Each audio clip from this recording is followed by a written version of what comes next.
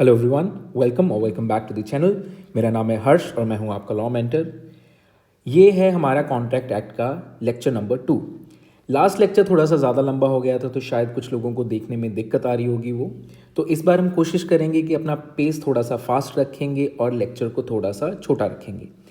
तो आज के लेक्चर में हमारे दो टॉपिक्स जो हैं वो है एक्सेप्टेंस एंड कंसिडरेशन। देखते हैं इसका ओवरव्यू क्या है। आज हम ये 4 मेजर चीज़ें पढ़ेंगे। एक्सेप्टेंस क्या होती है, कम्युनिकेशन कैसे होती है, कम्युनिकेशन ऑफ रेवोकेशन कैसे होती है और कंसिडरेशन क्या है। ठीक है, स्टार्ट करते हैं एक्सेप्टेंस के साथ। Section 2 subsection B of the contract act वो बताता है कि एक्सेप्टेंस क्या है।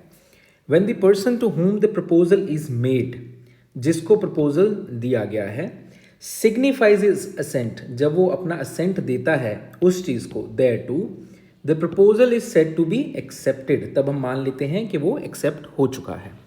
और जैसे ही एक प्रपोजल एक्सेप्ट कर लिया जाता है इट बिकम्स अ प्रॉमिस। ठीक है, तो हमें समझ आ गया कि एक्सेप्टेंस की डेफिनेशन क्या है। अब कुछ बेसिक क्वेश्चंस एक्सेप्टेंस को लेके देखते हैं क्या क्या है। जो प्रपोजल है वो एक्सेप्ट कौन कर सकता है? प्रपोजल एक्सेप्ट सिर्फ वही कर सकता है जिसको प्रपोजल दिया गया है, not a third party. Secondly, how can the proposal be accepted? अपना असेंट देके, या तो कोई पर्टिकुलर मेथड या फॉर्म बताया जाएगा कि आप you can accept this offer in so and so way. If a specified form is not given then in the usual and formal manner आपको एक्सेप्ट करना है। और जो कम्युनिकेशन है it can either be express और implied. Express में मैंने last lecture में भी बताया था कि एक्सप्रेस में राइटिंग और वर्ड्स यानी कि ऑरली दोनों चीज़ें कवर होती हैं। इम्प्लाइड में anything other than these two, वो है इम्प्लाइड। सिर्फ मन में सोच लेने से अ मेयर मेंटल डिटर्मिनेशन से एक्सेप्टेंस वैलिड नहीं होगी, यानी कि उसकी एक्सटर्नल मैनिफेस्टेशन होनी ज़रूरी है। एक्सटर्नल मैनिफेस्टेशन का मतलब यानी कि आप किसी को उठा के कॉल करेंगे कि हाँ जी मैं एक्सेप्ट कर रहा हूँ, या आप लेटर लिखेंगे, या आप किसी भी तरीके से उन तक ये विचार पहुँचाएंगे अपना कि मैं आपका जो प्रपोजल है एक्सेप्ट करता हूँ। चलिए आगे। सो अब कुछ तरीके हैं एक्सेप्टेंस के जो कि सिर्फ कम्युनिकेशन जहाँ पे ज़रूरी नहीं है, वो सेक्शन 8 में बताया गया है। सेक्शन 8 में बताया गया है कि अगर आप कंडीशंस को परफॉर्म कर दो, जैसे कि हमने लास्ट लेक्चर में भी एक एग्जांपल में देखा था कि जैसे हमने डॉग वाली एग्जांपल में देखा था कि डॉग जो है उसको फाइंड किया आपने, और आपने पहले नहीं बताया that you accept the offer, but आपने फाइंडिंग ऑफ द डॉग करके, यानी कि ये कॉन्डक्ट है आपका, ये कॉन्डक्ट करके आपने एक्सेप्टेंस कर ली। तो यहाँ पे कम्युनिकेट करना मैंडेटरी नहीं है, जहाँ पे आपने परफॉर्मेंस ऑफ कंडीशन कर दी। ठीक है, चलिए आगे। एक इंपॉर्टेंट रूल है एक्सेप्टेंस का जो सेक्शन 7 में बताया गया है, जिसको हम मिरर रूल भी बोलते हैं। ये इसका कोई मतलब लीगल नाम नहीं है, किताब में नहीं लिखा हुआ, इसको हम बस बोल देते हैं मिरर रूल, बिकॉज ये कॉन्सेप्ट है जिसको हम बोलते हैं कि एक्सेप्टेंस जो है वो एब्सोल्यूट और अनक्वालिफाइड होनी चाहिए। इसका मतलब ये है कि यानी कि अगर मैंने आपको एक ऑफ़र दिया, जो भी मैंने ऑफ़र दिया XYZ, आप उसको एज इट इज़ ही एक्सेप्ट कर रहे हो। अगर आप उसको एज इट इज़ एक्सेप्ट नहीं कर रहे हो, फॉर एग्जांपल कार वाली एग्जांपल को ही कंटिन्यू करते हैं जो हमने लास्ट लेक्चर में करी थी। ए और बी, ए अपनी कार बेच रहा है बी को। अगर मान लीजिए ए बोलता है कि I am ready to sell off my car for 5 lakh rupees, लेकिन बी कहता है कि I am ready to take your car for 3 lakh rupees. अब देखिए, ए का ऑफर था कार ऑफ 5 लाख, बी का ऑफर है कार ऑफ 3 लाख। अगर तो कार 5 लाख की एक जो ऑफर दे रहा है, अगर बी इसको एज इट इज़ एक्सेप्ट करता है तभी उसको एक्सेप्टेंस मानेंगे। अगर उसने उस ऑफर में कुछ एडिशन, सब्ट्रैक्शन, अमेंडमेंट की, जैसे इसने 3 लाख कर दिया, तो यहाँ पे हम मानेंगे कि बी ने काउंटर ऑफर दिया है। This is known as counter offer. ये एक्सेप्टेंस नहीं है, ये काउंटर ऑफर है। तो एक्सेप्टेंस का रूल ये है कि एक्सेप्टेंस वैसे की वैसे ही एक्सेप्ट होनी चाहिए। ऑफर ऐसे का ऐसे ही एक्सेप्ट होना चाहिए जैसे एक इंसान ने दूसरे को दिया है। जैसे ही दूसरे इंसान ने उसमें कुछ एडिशन सब्ट्रैक्शन या कुछ चेंज किया, हम बोलेंगे ये काउंटर ऑफर है, ये दूसरा ऑफर है, ठीक है। और फिर दूसरे पहले बंदे को उसको एज इट इज एक्सेप्ट करना पड़ेगा। So offer must be accepted as it is, that is why we say that the acceptance must be absolute and without any conditions, which means कि अनक्वालिफाइड, किसी चीज़ पे वो डिपेंडेंट नहीं है, किसी चीज़ पे वो क्वालिफाइड नहीं है, वो अपने आप में कंप्लीट है। ऐसा नहीं है कि अगर तुम ये करोगे तभी मेरा एक्सेप्टेंस माना जाएगा, वो एब्सोल्यूट और अनक्वालिफाइड है, किसी चीज़ पे डिपेंडेंट नहीं है। So according to this rule the acceptance has to be in exact same terms of offer, जैसा ऑफर है वैसे एक्सेप्टेंस होगा। If the terms of offer are changed और modified it will amount to counter offer, जो मैं बता रहा हूँ आपको, एंड नॉट एक्सेप्टेंस, ठीक है। आई होप आपको ये समझ आया होगा। अब उसके बाद सवाल बनता है, क्या मेयर साइलेंस, क्या सिर्फ साइलेंस जो है एक्सेप्टेंस मानी जा सकती है? नहीं, साइलेंस जो है उसको हम कम्युनिकेशन ऑफ एक्सेप्टेंस नहीं मानते हैं। यानी कि आप किसी को ये नहीं बोलते हैं कि मैं आपको 15 दिन का टाइम दे रहा हूँ, अगर आपने 15 दिन में मुझे जवाब नहीं दिया तो मैं मान लूँगा कि आपने ये ऑफ़र मान लिया है, एक्सेप्ट कर लिया है। आप ऐसी कोई कंडीशन लगा के एक्सेप्टेंस नहीं कर सकते।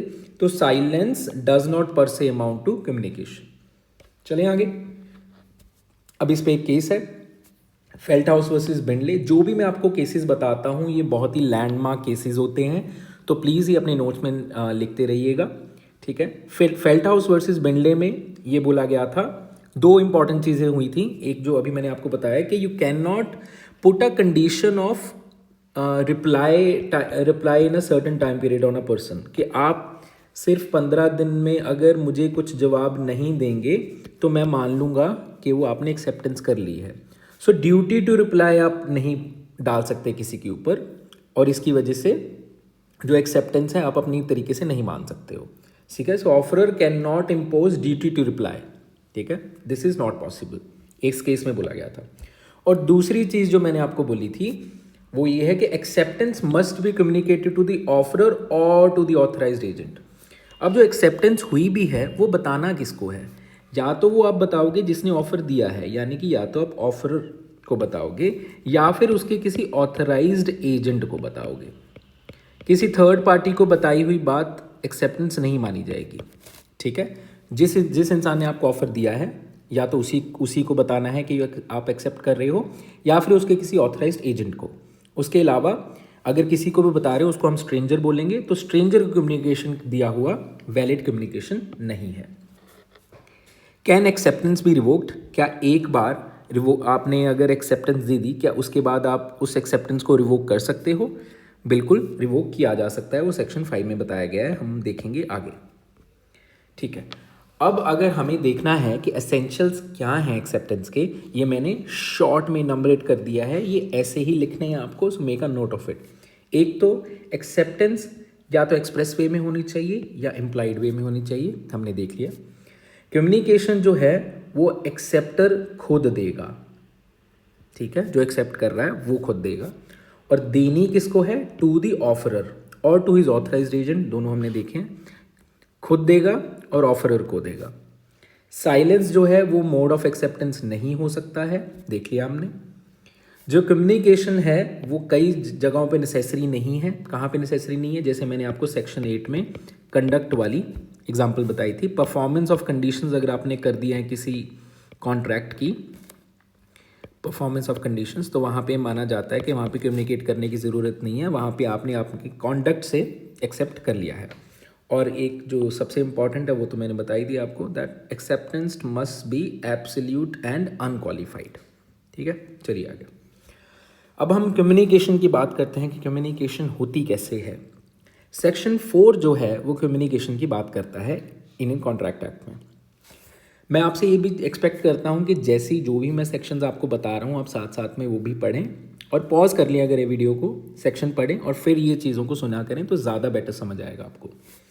सो when communication of proposal is complete, कब हम मानते हैं कि जो प्रपोजल है उसका कम्युनिकेशन कंप्लीट हो चुका है?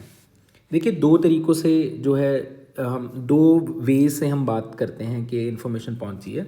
एक तो डायरेक्ट कम्युनिकेशन है, जैसे कि आजकल हम फ़ोन या ईमेल यूज़ करते हैं। दूसरा है पोस्ट, ये पोस्ट वाला पहले यूज़ होता था, लेकिन आज भी इसके ऊपर क्वेश्चन बनते हैं, लेकिन there is a delay in post, right, थोड़े दिन लगते हैं पहुंचने में, कि 3 4 5 दिन। तो इसीलिए ये जो कॉन्सेप्ट है ये आज भी रेलिवेंट है, लेकिन आज के ज़माने में ज़्यादातर डायरेक्ट कम्युनिकेशन ही यूज़ होती है। सो कम्युनिकेशन और प्रपोजल कब कंप्लीट होती है? When it comes to the knowledge of the person to whom it is made. ये मैं बहुत बढ़िया एग्जांपल से आपको समझाऊंगा। देखिए, एक है मिस्टर ए, एक है मिस्टर बी। ए अपनी कार देना चाहता है फॉर 5 लाख, मैंने शायद यहाँ पे भी एग्जांपल लिखी है, हाँ जी। और जो ये ए जो है ये अपना ऑफ़र बी को दे रहा है। जैसे बी की नॉलेज में आया कि ये अपनी कार बेच रहा है 5 लाख में मुझे, वो जो कम्युनिकेशन ऑफ प्रपोजल है यहाँ पे कंप्लीट हुआ, when it comes to the knowledge of the B. ठीक है, ये कम्युनिकेशन ऑफ प्रपोजल कंप्लीट हो गया। अब हम बात करते हैं कम्युनिकेशन ऑफ एक्सेप्टेंस कब कंप्लीट होती है। यहाँ पे हमने देखा ऑफ़र, ये ऑफ़र दिया इसने, ये ऑफ़र था, और जैसे इसकी नॉलेज में आया ऑफ़र कंप्लीट, मतलब ऑफ़र की कम्युनिकेशन कंप्लीट हो गई। यहाँ पे हम देखें कम्युनिकेशन ऑफ एक्सेप्टेंस कैसे कंप्लीट होगी। जैसे when it comes to the knowledge of the person to whom it is made. ठीक है, यानी कि सेम इन सिमिलर सिचुएशन।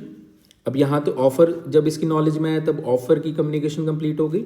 अब जैसे ही बी एक्सेप्टेंस देगा, तो जैसे ही ये एक्सेप्टेंस इसकी नॉलेज में आ गई, ए की नॉलेज में आ गई, तो एक्सेप्टेंस कंप्लीट हो जाएगी। ठीक है, तो ये आपको समझ आ गया। आई होप ये डायरेक्ट कम्युनिकेशन वाला मेथड आपको समझ आ गया होगा। अब हम देखते हैं पोस्ट वाला। अब यहाँ पे तो हमने डायरेक्ट कम्युनिकेशन की तो ज़्यादा दिक्कत नहीं आई हमें, ठीक है, क्योंकि यहाँ पे तो सीधी बात है, जहाँ पे जब नॉलेज पहुँची दूसरे इंसान के पास तब वो कम्युनिकेशन कंप्लीट हो गई। लेकिन प्रॉब्लम आती है जब हम पोस्ट की बात करते हैं। ठीक है, अब यहाँ पे 2 सिनेरियोज बनते हैं। सेम एग्जाम्पल लेंगे हम, मिस्टर ए एंड बी। ठीक है, अब देखिए, अब यहाँ पे हम मान लेते हैं mister A is the proposer and mister B is the acceptor. ठीक है जी, अब देखें, मिस्टर ए ने बी को ऑफर दिया और बी ने एक्सेप्ट किया।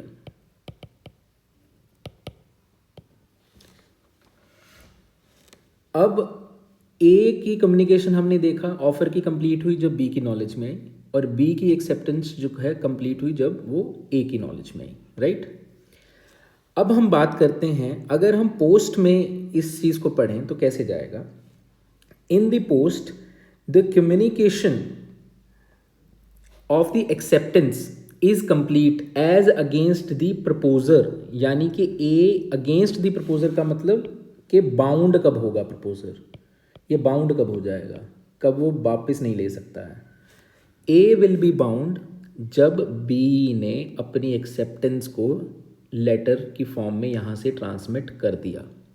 सो जैसे ही उसने लेटर इन ट्रांसमिशन डाल दिया बी ने, तो प्रपोजर जो है यानी कि ए जो है वो बाउंड हो जाएगा यहाँ पे। So against A when the letter is put into transmission, and as against acceptor यानी कि अगेंस्ट बी कब होगा, जब वो उसकी नॉलेज में आएगा। ठीक है, अब ये बीच का समय दिया क्यों हुआ है, ये बीच का समय हम सेक्शन 5 बताएगा हमें क्यों दिया हुआ है, क्योंकि सेक्शन 5 में बताया गया है कि आपके पास रिवोक करने की भी पावर है। और वो रिवोक का मतलब क्या है, रिवोक का मतलब कैंसिल करना, वापस लेना। ठीक है, तो फिर आप रिवोक कब तक कर पाओगे, ये सेक्शन 5 बताएगा। और सेक्शन 5 में बताया गया है जब तक कम्युनिकेशन कंप्लीट नहीं होती तब तक आप रिवोक कर सकते हो, इज़ नॉट कंप्लीट। ठीक है, अब कम्युनिकेशन कंप्लीट कब तक नहीं मानी जाएगी, इस केस में तब तक नहीं मानी जाएगी जब तक वो एक्सेप्टर की नॉलेज में नहीं आएगा, और यहाँ पे तब तक नहीं मानी जाएगी जब तक वो ट्रांसमिशन में नहीं डाली है। ठीक है, तो इसीलिए बीच का टाइम दिया गया है, so that there is a possibility कि इंसान उसको बीच में रोक सके। अब यहाँ पे मैंने एग्जांपल लिखी है, ये पढ़ लेते हैं। B accepts to buy offer of car for 5 lakh rupees and posts letter of acceptance on 3/1/2024, यानी कि 3 जनवरी को उसने अपना लेटर ऑफ एक्सेप्टेंस पोस्ट किया बी ने।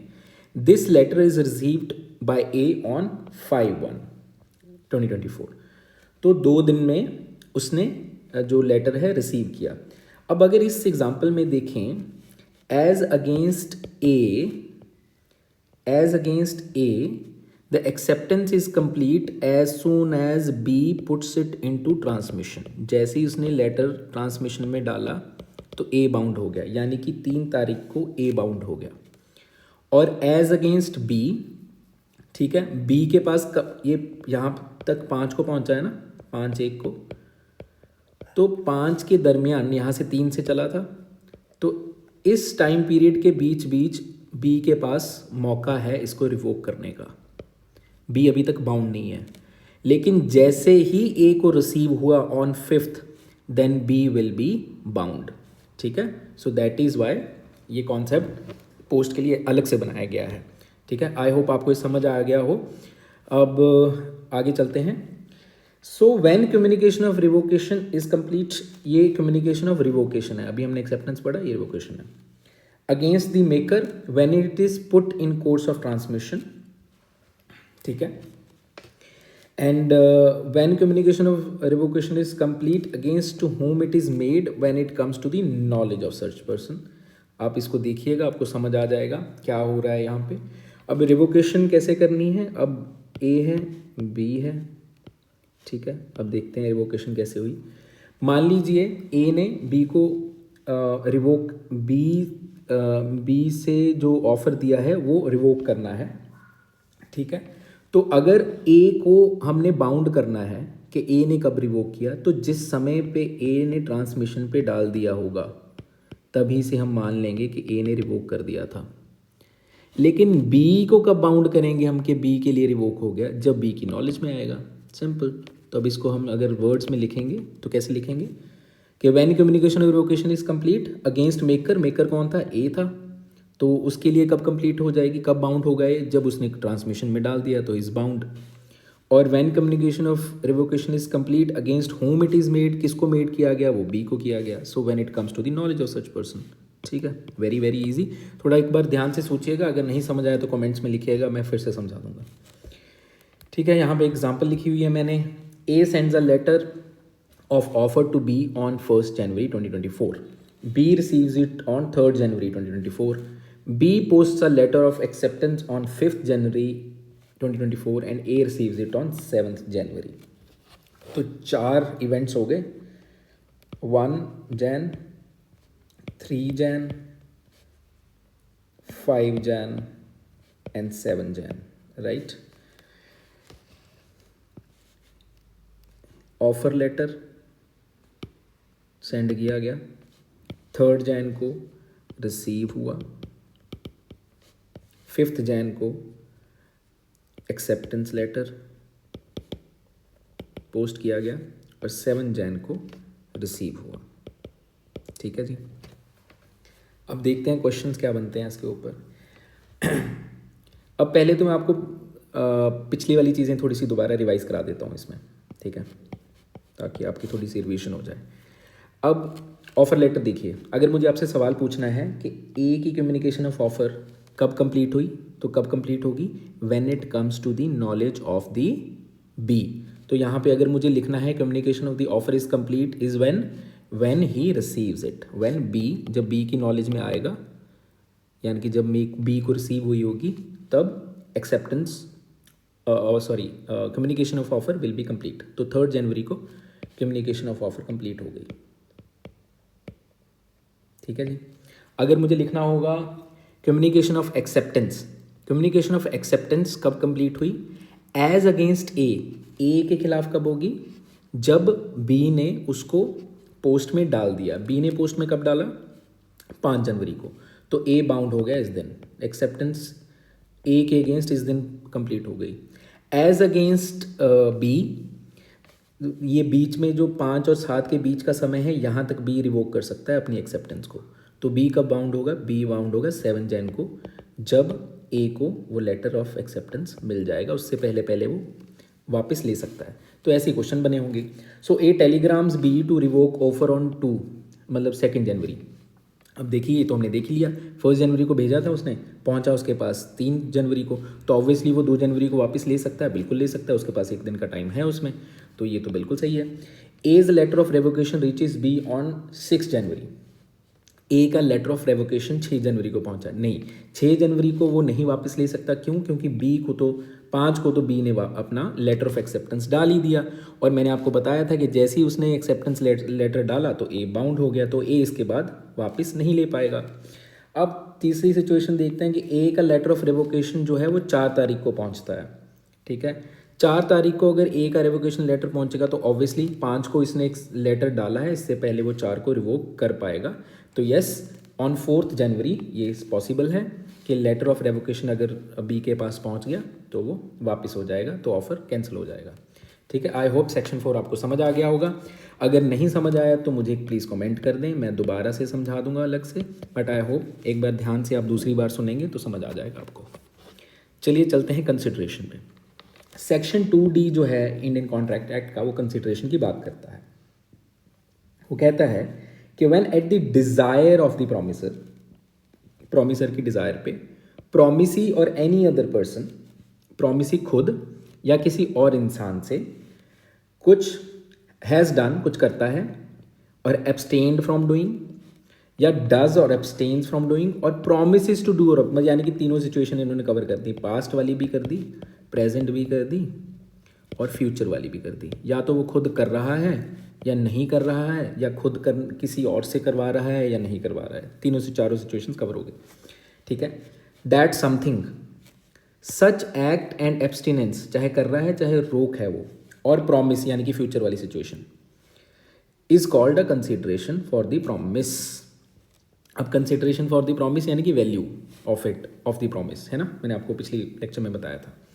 सो समथिंग इज डन, तो इसमें कुछ इंपॉर्टेंट एसेंशियल पॉइंट्स हैं, वो हम एक एक करके देखेंगे। वैसे तो मैंने पॉइंट आउट कर ही दिए यहाँ पे, पर फिर देखते हैं। Something is done at the desire of the promiser, यानी कि प्रॉमिसर के कहने पे चलना है। जो प्रॉमिसर आपको दे रहा है, यानी कि मान लीजिए कार है, तो वो कहेगा कि मैं 5 लाख में कार चाहिए मुझे, तो what is the desire of the promisor? 5 lakh rupees, ठीक है। तो at the desire of the promisor हो गया। If a person is already bound to do something under a statute और a contract, it will not amount to consideration. अगर वो already obligated है कोई चीज़ करने के लिए, तब वो मानी नहीं जाएगी। जैसे मैंने लास्ट लेक्चर में आपको पुलिस ऑफिसर के FIR रजिस्ट्रेशन की बात करी थी, कि अगर वो आपसे कहे कि मुझे 5,000 रुपये दे दीजिए, मैं FIR कर दूंगा, क्या वो कॉन्ट्रैक्ट माना जाएगा? नहीं माना जाएगा, क्योंकि he was already bound to do that, legally obligated था करने के लिए। तो it will not be considered to be a consideration. अगर कंसिडरेशन नहीं होगी तो कॉन्ट्रैक्ट नहीं हो सकता है। यहाँ पे एक केस है, ऐसा सही कुछ केस है, दुर्गा प्रसाद वर्सेस बलदेव का केस है। यहाँ पे देखिए, मैं आपको बताना चाहता हूँ, सिविल केस में ना 2 साइड्स होती हैं, एक होता है प्लेंटिफ, दूसरी साइड होता है defendant, right. Plaintiff versus defendant होता है ये सिविल केसेस में, ठीक है। तो यहाँ पे प्लेंटिफ ने एक शॉपिंग कॉम्प्लेक्स बनाया, किसके कहने पे? कलेक्टर के कहने पे। उसके बाद जिन लोगों ने शॉप्स ऑक्यूपाई की, यानी कि डिफेंडेंट्स जो थे, उन्होंने बोला कि प्लेंटिफ जी आपने ये हमारे लिए खर्चा करके बनाया है, तो इसीलिए हम आपको कमीशन देंगे, प्रॉमिस करते हैं कि कमीशन देंगे जो भी हम बेचेंगे। लेकिन कोर्ट ने ऑब्वियसली फिर उन्होंने दिया नहीं होगा, तो फिर कोर्ट के पास प्लेंटिफ गए होंगे कि हमें कमीशन दिया जाए, तो कोर्ट ने रिजेक्ट कर दिया प्लेंटिफ का क्लेम, ये बोलकर कि आपको जो आपने काम किया है, जो आपने एक्ट किया है, ये at the desire of the promiser, यहाँ पे प्रॉमिसर कौन है? डिफेंडेंट, इनके कहने पे नहीं किया था, ये तो आपने कलेक्टर के कहने पे ये बनाए हैं शॉपिंग कॉम्प्लेक्स। तो this is not something that you can claim the commission from, because it was not at the desire of the promiser. यहाँ पे प्रॉमिसर डिफेंडेंट है ना, आपने उनके कहने पे नहीं किया, आपने कलेक्टर के कहने पे किया है, ठीक है। So the consideration must be done at the desire of the promisor, ठीक है। आगे चलते हैं। Promise to the promisee by the promisee और एनी अदर पर्सन, ठीक है। इंग्लिश रूल है, ठीक है, 2 चीज़ें होती हैं, एक होता है प्रिविटी टू कॉन्ट्रैक्ट और दूसरी चीज़ होती है प्रिविटी टू कंसिडरेशन। अब प्रिविटी का मतलब क्या है? वो प्रिविटी का मतलब है कि जो इस डील में जो पार्टीज़ हैं ना, जैसे A और B गाड़ी वाले एग्जांपल में, ये ही दोनों जो हैं इन्वॉल्व रहेंगे, इसके अलावा तीसरा बंदा आके नहीं बोलेगा। इसको हम बोलते हैं प्रिविटी, यानी कि इनकी दोनों की प्रिवेसी है, यही एक दूसरे को सू कर सकते हैं। अब प्रीविटी ऑफ कॉन्ट्रैक्ट का मतलब ये है कि अगर ए ने मान लो अपनी प्रॉमिस फुलफिल नहीं किया तो बी उसको सू कर देगा, या दूसरी तरीके से भी हो सकता है कि बी ने नहीं किया और ए उसको सू कर देगा। लेकिन क्या कोई सी थर्ड पार्टी आके इन दोनों में से किसी को सू कर पाएगी? नहीं, the answer would be no. क्यों? क्योंकि there is a concept of privity of contract. तो इंडिया में प्रीविटी ऑफ कॉन्ट्रैक्ट माना गया है, तो इसीलिए कोई थर्ड पर्सन आके जो उस डील का पार्ट नहीं था, उस कॉन्ट्रैक्ट का पार्ट नहीं था, वो दूसरी पार्ट इन दोनों में से किसी पार्टी को सू नहीं कर पाएगा। लेकिन there is something known as privity to consideration. इसका मतलब ये है कि बात तो ए और बी के बीच में हुई है, लेकिन क्या ए जो है, ए अपनी गाड़ी देता है बी को, कार, लेकिन बी को जो 5 लाख रुपए देने हैं, क्या वो बी किसी और बंदे से दिलवा सकता है? लेट्स से सी को बोल सकता है कि तू मेरे 5 लाख रुपए इधर दे दे। बिल्कुल जी, हो सकता है। तो इसीलिए प्रीविटी ऑफ जो कंसिडरेशन है वो इंडिया में एप्लीकेबल नहीं है। इंडिया में थर्ड पार्टी भी पे कर सकती है या कंसिडरेशन दे सकती है।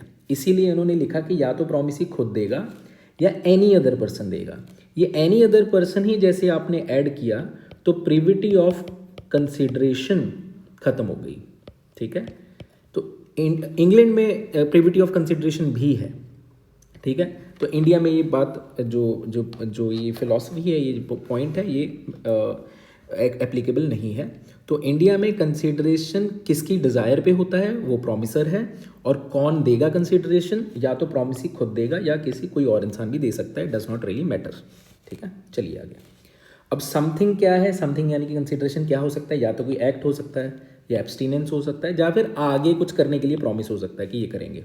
ठीक है, अब कंसिडरेशन जो है it has to be real, यानी कि कुछ तो वर्थ होनी चाहिए उसकी, some value in the eyes of law. ठीक है, इल्यूजरी नहीं होना चाहिए। ऐसा नहीं है कि मैं तुझे मोक्ष दिला दूंगा। ठीक है, लाइक मैं तुझे जादू करके तुझे कहीं मतलब आसमान में उड़ा दूंगा, not like that. It must be something real, something of value in the eyes of law. ठीक है, हाँ, ये ज़रूरी नहीं है कि एडुकेट हो। फॉर एग्जाम्पल मेरे पास गाड़ी है 5 लाख की, लेकिन मैंने आपको 1 लाख में दे दी। ठीक है, अब कल को कोई क्वेश्चन ये नहीं कर सकता कि आपने 1 लाख में ही क्यों दी, ये एडिक्वेट नहीं है। ये मेरी मर्जी है, मैं 1 रुपये में भी दे सकता हूँ। ठीक है, चलिए आगे। अब हैज़ डन और एब्सटेन फ्रॉम डूइंग समथिंग, ये पास्ट वाली बात हो गई। ठीक है, 3 कंसिडरेशन में तीनों चीज़ें कवर होती हैं। कंसिडरेशन पास्ट की भी हो सकती है, ठीक है, कंसिडरेशन प्रेजेंट के लिए भी हो सकती है, कंसिडरेशन फ्यूचर के लिए भी हो सकती है। तो जो ये सेक्शन है 2D, ये तीनों टाइप की कंसिडरेशन की बात करता है। लेकिन यहाँ पे जो पास्ट एक्ट हुआ है ये at the request of the promisor होना चाहिए, वही वाला फर्स्ट वाला point, at the desire of the promisor. ये वाला at the desire of the promisor याद रखना, ये बहुत ज़रूरी है। अगर at the request of the promisor या at the desire of the promisor है, तभी उस कंसिडरेशन को हम पास्ट कंसिडरेशन को मान सकते हैं। अदरवाइज अगर किसी ने कोई एक्ट वॉलेंटरीली अपनी मर्जी से किया है, उसको हम पास्ट कंसिडरेशन में काउंट नहीं करेंगे। ठीक है, इसका भी एक्सेप्शन है, वो आगे देखेंगे। डज और एब्सटेन्स फ्रॉम डूइंग समथिंग, यानी कि प्रेजेंट वाली सिचुएशन होगी, प्रेजेंट कंसिडरेशन। और एक है प्रोमिसेस टू डू और एब्सटेन फ्रॉम डूइंग समथिंग, यानी कि फ्यूचर वाली सिचुएशन है, ये फ्यूचर कंसिडरेशन। तो 3 तरह की कंसिडरेशन होगी, पास्ट, प्रेजेंट, फ्यूचर। तो कंसिडरेशन कभी भी हो सकती है तीनों सिचुएशंस में से। ठीक है, मोस्टली हम ये प्रेजेंट या फ्यूचर वाली देखते हैं, पास्ट वाली कम देखने को मिलती है। फ्यूचर वाली ये है कि मैं तेरी गाड़ी ले लूँगा तो मुझे पैसे दे दियो, ये फ्यूचर कंसिडरेशन है। ठीक है, प्रेजेंट वाली कौन सी है कि जो मेरा कुत्ता लाएगा उसको मैं 1000 रुपये इनाम दूंगा, ये प्रेजेंट कंसिडरेशन होगी। पास्ट क्या होगी? पास्ट मान लो मैंने तुम्हें बोला था कि मंदिर बना दो, मैं तुम्हें पैसे दे दूंगा। ठीक है, और आपने मंदिर बना दिया, उसके बाद मुझे पैसे देने पड़ेंगे, ये पास्ट कंसिडरेशन है। चलिए आगे। द कंसिडरेशन और object of an agreement is lawful. ठीक है, एक कंसिडरेशन और किसी एग्रीमेंट का जो ऑब्जेक्ट है, ऑब्जेक्ट मतलब ऑब्जेक्टिव, क्या काम करने के लिए एग्रीमेंट बनाया गया है, वो लॉफुल है, उसको लॉफुल माना जाएगा अनलेस, तब तक जब तक वो फॉरबिडन बाय लॉ नहीं है, कोई लॉ उसको प्रोहिबिट नहीं करता है। सेकंड, वो ऐसे नेचर का है that it would defeat the provisions of any law, यानी कि किसी एक्ट की किसी प्रोविजन के अगेंस्ट जाएगा वो। तीसरा, वो फ्रॉडुलेंट है, उसका ऑब्जेक्टिव यानी कि एग्रीमेंट जो आपने बनाया है या कंसिडरेशन जो आप दे रहे हो फ्रॉडुलेंट नेचर की है। ठीक है, it involves or implies injury to the person, किसी को उससे हानि हो सकती है। ठीक है, या किसी की प्रॉपर्टी को हानि हो सकती है। और या फिर कोर्ट उसको मानता है कि ये इमोरल है या अपोज टू पब्लिक पॉलिसी है। तो इन सारी सिचुएशंस में अगर दोनों चीज़ें देखिए, दोनों चीज़ें देखनी पड़ेंगी आपको इस पैमाने पे, इन पैरामीटर्स पे आपको दोनों चीज़ें चेक करनी पड़ेगी। एक तो कंसिडरेशन भी, क्या चीज़ दी जा रही है एक दूसरे को, और अग्रीमेंट का ऑब्जेक्टिव क्या है। ये दोनों चीज़ें इन पैरामीटर्स पे चेक की जाएंगी। अगर इन पैरामीटर्स में से वो कहीं पे फॉल नहीं करता है तब हम मान लेंगे कि वो अग्रीमेंट लॉफुल है। ठीक है, आई होप आपको ये समझ आ गया हो।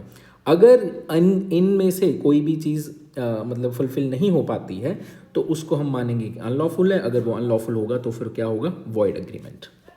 चलिए आगे। अब सेक्शन 25 बहुत इंपॉर्टेंट है। उसमें ये लिखा गया है कि कंसिडरेशन के बिना अग्रीमेंट हो ही नहीं सकता है, जिसको हम न्यूडम पैक्टम बोलते हैं। There can not be an agreement without consideration. ठीक है, तो फिर जनरल रूल क्या है कि अगर कोई अग्रीमेंट है जहाँ पे कोई भी कंसिडरेशन नहीं है, ठीक है, मान लीजिए मैं आपको गाड़ी दे रहा हूँ और उसके बदले में कुछ नहीं ले रहा हूँ, तो वो अग्रीमेंट होगा ही नहीं। लेकिन हमें पता है कि obviously just like anything in life, यहाँ पे भी कुछ एक्सेप्शंस तो होंगे ही। तो यहाँ पे एक्सेप्शंस क्या हैं, 4 एक्सेप्शन हैं इसमें। पहली एक्सेप्शन, अगर मान लीजिए कोई किसी को नियर रिलेशन में आपने लव एंड अफेक्शन की वजह से दे रहा है, जैसे कि कोई पिता अपनी बेटी को कुछ चीज़ गिफ्ट करना चाहता है, ठीक है, out of love and affection, तो वहाँ पे वो दिया जा सकता है और वहाँ पे कंसिडरेशन की कोई ज़रूरत नहीं है। ठीक है, एक पिता ने अपनी बेटी को एक गाड़ी दे दी और उसमें ऑब्वियसली बेटी ने कुछ नहीं अपने फादर को रेसिप्रोकेट किया, तो उसको हम विदाउट कंसिडरेशन भी अग्रीमेंट मान लेंगे। अब लेकिन यहाँ पे 2 कंडीशंस हैं। एक तो वो जो दिया गया है वो रिटर्न में होना चाहिए और वो रजिस्टर्ड होना चाहिए। ठीक है, ये दोनों चीज़ें फुलफिल होनी इंपॉर्टेंट है, तब फिर वो कंसिडरेशन के बिना भी अग्रीमेंट मान लिया जाएगा। सेकंड इसमें एक्सेप्शन है कि प्रॉमिस टू कॉम्पनसेट, ठीक है, फॉर समथिंग डन वॉलंटरीली।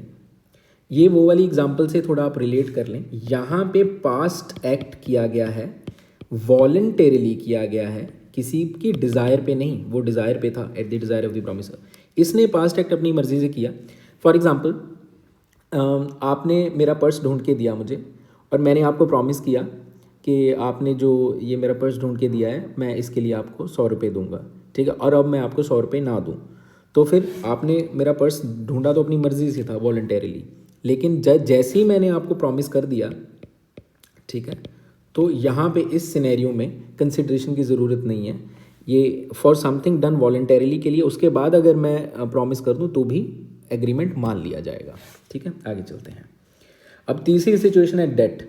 अब मैं आपको बताना चाहता हूँ कि डेट का मतलब होता है कर्जा, ऑब्वियसली पता होगा। टाइम बार्ड का मतलब होता है कि उसके लिए कुछ टाइम पीरियड था, कितने टाइम में वापस करना है। मान लीजिए 3 साल था, ठीक है, और 3 साल के मतलब 3 साल के अंदर अंदर मैं आपसे मांग सकता था उसको। हर एक चीज़ की एक लिमिट होती है। सिविल केसेस में हमेशा एक लिमिट होती है कि कितने समय तक आप उसको क्लेम कर सकते हो। ठीक है, जैसे फॉर एग्जांपल आपने सुना होगा कि अगर एक घर में आप 20 साल से ऊपर या 30 साल से ऊपर रहते हो तो बाय एडवर्स पोजेशन आप उसके मालिक बन जाते हो, राइट।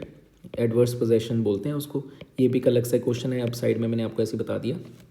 ठीक है, तो सिमिलर टू दैट मान लीजिए आप जो है डेट आपने with in the time limit जो है नहीं मांगा अपना, लेकिन उसके बाद भी मान लीजिए वो जो पर्सन एक्स है वो आपको प्रॉमिस कर दे कि नहीं, मुझे पता है कि मुझे आपके पैसे देने हैं और मैं दोबारा से आपको एक नोट लिख के देता हूँ, इन राइटिंग देता हूँ और उसके साइन करके देता हूँ कि मैं आपके पैसे वापस दूंगा, तो वहाँ पे दोबारा से एग्रीमेंट बन जाएगा और वो विदाउट कंसिडरेशन भी it is possible to have that agreement. ठीक है, सो टाइम बार डेट में 2 कंडीशंस फुलफिल होनी चाहिए। एक तो राइटिंग में होना चाहिए और जो बंदा वो कह रहा है कि हाँ मुझे आपको पैसे वापस देने हैं उसने साइन किए होने चाहिए।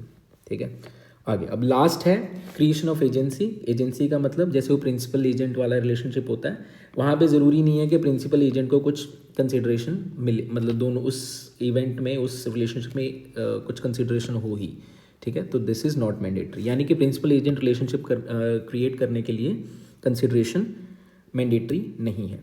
सो with this we come to an end for this lecture. As usual मेरा मंत्र आपके साथ यही रहता है, please read it, revise it and keep repeating this, and also please keep writing the comments down below so that I know where am I lacking and what more do I need to do and whether I'm going too fast or too slow, And thank you very much for joining in. Please keep reading and please keep studying hard. I'll see you very soon.